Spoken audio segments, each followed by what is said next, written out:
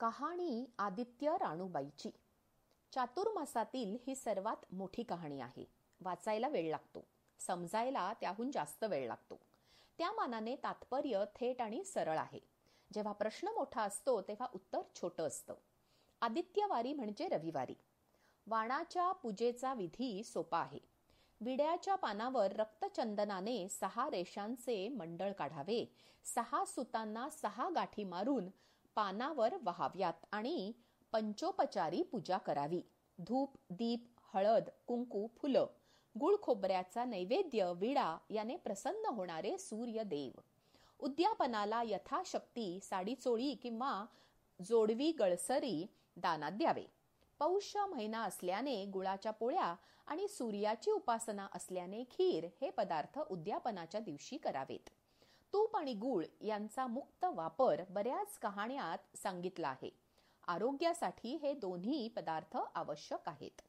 हा वसा आषाढ ते कार्तिक अशा 4 महिन्यांऐवजी श्रावण ते पौष असा 6 महिने दर रविवारी करावा. आदित्य राणूबाई म्हणजे सूर्याची पत्नी. सूर्योदयाच्या वेळी उठून मौन पाळून अंघोळ करून हे व्रत करावे. भावार्थ: जे इमानाने करणार त्यांची भरभराट होते हे एक वेळ पटतं.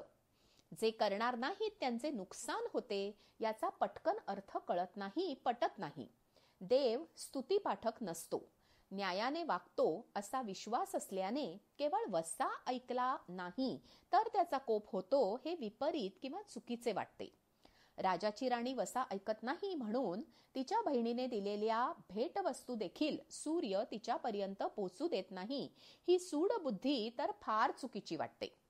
जेव्हा राजाची राणी स्वतः बहिणीकडे येते, वसा समजून घेते, करते तेव्हा तिला पूर्व वैभव प्राप्त होते. राजाची राणी असल्याने ती राज्यात कोणी उपाशी नाही ना, म्हणजे त्रासात नाही ना याची चौकशी करते आणि मोडी विक्या, माडी, म्हातारी आणि अपंग माणूस सर्वांना मदत करते. ती घरी पोचते, तिच्यावर सूर्यनारायणाची कृपा होते.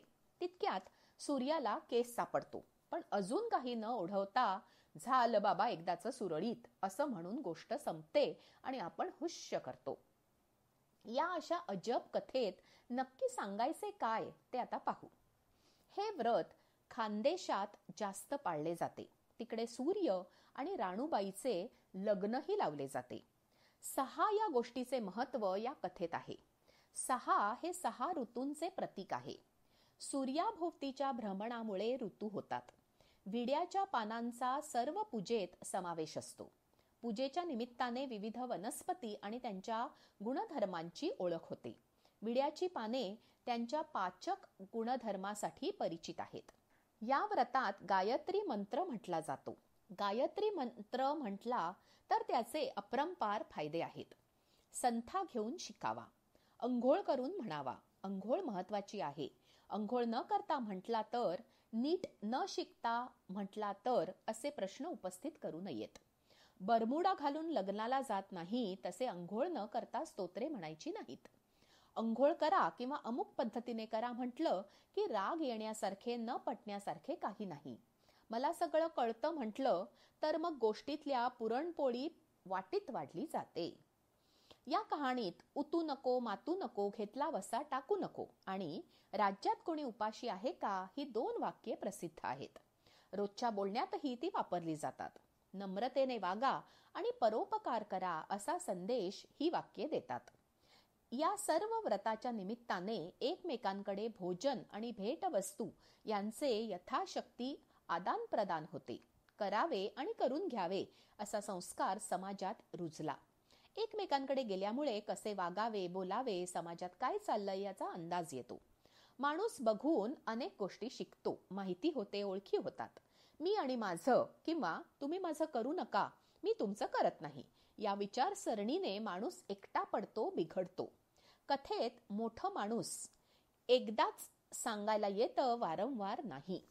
वडील माणसांचा सल्ला किमान ऐकून तरी घ्यावा आणि मोठ्यांनीही वारंवार सल्ले देऊ नयेत.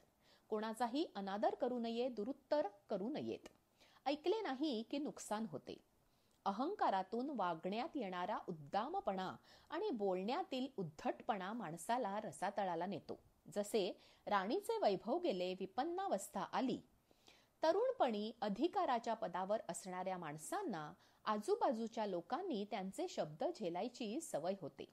पद गेले की त्यांची अवस्था दोरी तुटलेल्या पतंगासारखी होते. नमस्कार खुर्चीला होता हे कळायला उशीर झालेला असतो. आपल्या परिस्थितीला आपणच जबाबदार असतो. नातेवाईक, आप्त, मित्र, हितचिंतक मदत करतात, पण ती पुरत नाही. आपल्या बाळाला लोक थोडा वेळ सांभाळतील, खेळवतील, कायमस्वरूपी कोणीच बघत नाही. परिस्थिती बदलावी म्हणून आपण स्वतः प्रयत्न करायला लागतात.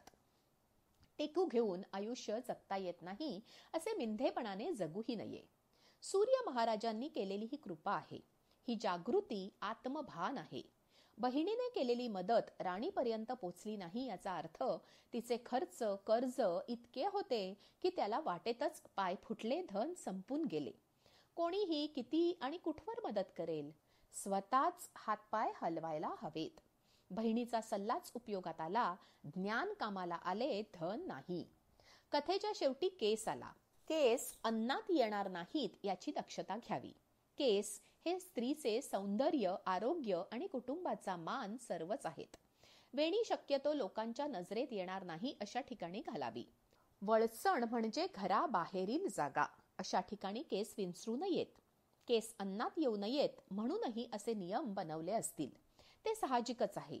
केस घशात अडकला तर जीवही जाऊ शकतो. कदाचित राणी वळसणीला केस विंचरत असताना शत्रूने तिला बघितले असेल. तिच्यावर मोहित होऊन तिच्या प्राप्तीसाठी युद्ध झाले असेल.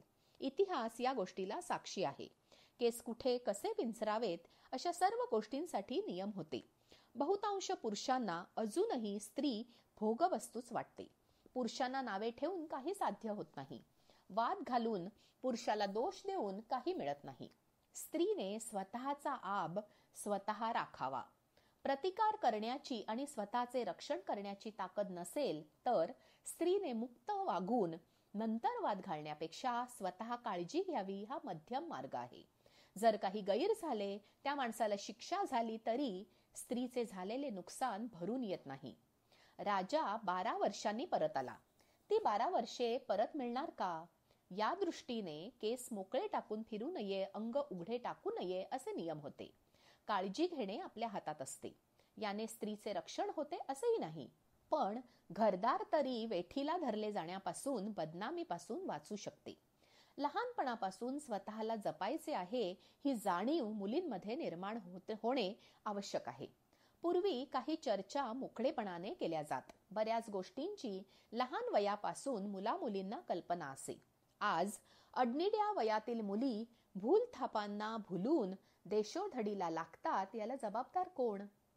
तात्पर्य, काही स्त्रियांनी स्वतःला शहाणी समजून कांगावा केलेल्या अन्यायापेक्षा खरी परिस्थिती गंभीर आहे. सामाजिक जाणीवा खूप बोथट झाल्या आहेत. बेछूट वागणाऱ्या मुठभर स्त्रियांपलीकडील लाखो करोडो स्त्रियांच्या परिस्थितीची, कष्टाची कोणालाही जाणीव नाही. साप म्हणून भुई धोपाटण्याला काही अर्थ नाही. फालतू स्वातंत्र्याच्या आणि समानतेच्या गप्पा मारण्यापेक्षा डोळे उघडून आजूबाजूला बघायला हवे. इतर स्त्रियांना मदत करायला हवी.